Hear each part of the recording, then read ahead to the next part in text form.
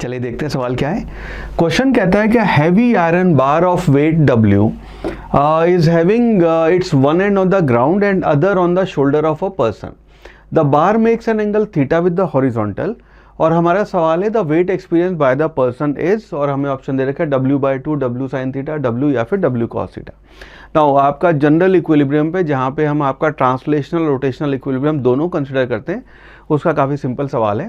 Scenario कुछ इस तरह के, ये आपका ग्राउंड है और यहाँ पे आपका एक हैवी बार है, उसको ऐसे रखा हुआ है। लेटस से ये आपका एक पर्सन है जिसके शोल्डर पे ये ऐसे आपका बार रखा हुआ है। नाउ इसको अगर देखेंगे तो ये आपका गिवन है कि थीटा इसका एंगल बन रहा है यहाँ पे, और यहाँ पे आपका mg फोर्स लग रहा होगा। नाउ इस केस में क्योंकि जनरल इक्विलिब्रियम है, जनरल इक्विलिब्रियम में हम एक कहते हैं कि भाई आपका सिग्मा एफ नेट जो है वो आपका ज़ीरो है, और सिग्मा टाउ नेट टॉर्क वो भी आपका ज़ीरो है, बिकॉज यहाँ पे ना ही तो चीज़ें आपकी ट्रांसलेट हो रही हैं, ना ही यहाँ पे आपकी चीज़ें रोटेट हो रही हैं, तो आपका दोनों इक्विलिब्रियम आ जाएगा। नाउ लेट अस से यहाँ पे अगर हम बात करें जो आपके फोर्सेस अप्लाई हो रहे हैं, सो लेट अस से यहाँ पे आपका फोर्स N1 यहाँ पे अप्लाई हो रहा है और यहाँ पे आपका N2 जो है वो अप्लाई हो रहा है।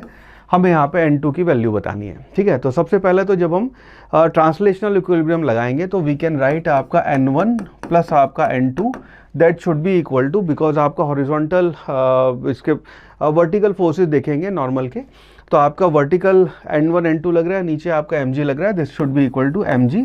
ये आपकी पहली क्वेश्चन आ जाएगी। नाउ N1 N2 में पता नहीं है, उसके लिए हमें टॉर्क नेट निकालना पड़ेगा। नाउ अब यहाँ पे अगर हम टॉर्क नेट इक्वल टू 0 कर रहे हैं, सो लेट अस से हम इस पॉइंट के अबाउट टॉर्क लिख लेते हैं। So let's call this point A, ये आपका B और ये आपका C। तो टॉर्क जब हम इस पॉइंट के अबाउट टॉर्क लिखेंगे, उसका फ़ायदा ये है कि आपका N1 का टॉर्क जो है, और मान लीजिए फ्रिक्शन भी है, उसका टॉर्क आपका सब जीरो हो जाएगा। सो उसके बेसिस पर अगर हम टॉर्क लिखेंगे नेट टॉर्क 0, तो mg का टॉर्क जो है जो आपका क्लॉकवाइज डायरेक्शन में आएगा, that should be equal to N2 का टॉर्क जो आपका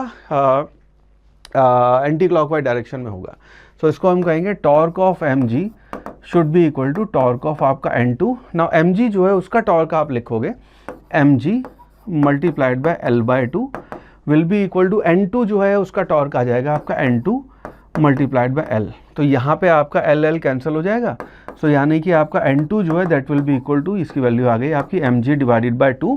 नाउ mg यहाँ पे अपने को सवाल में W दे रखा है, so this will be equal to W/2। तो आपका यहाँ पे जो नॉर्मल वो अप्लाई कर रहा है, that will be equal to W/2, यानी कि ऑप्शन A जो है आपका that would be the right answer.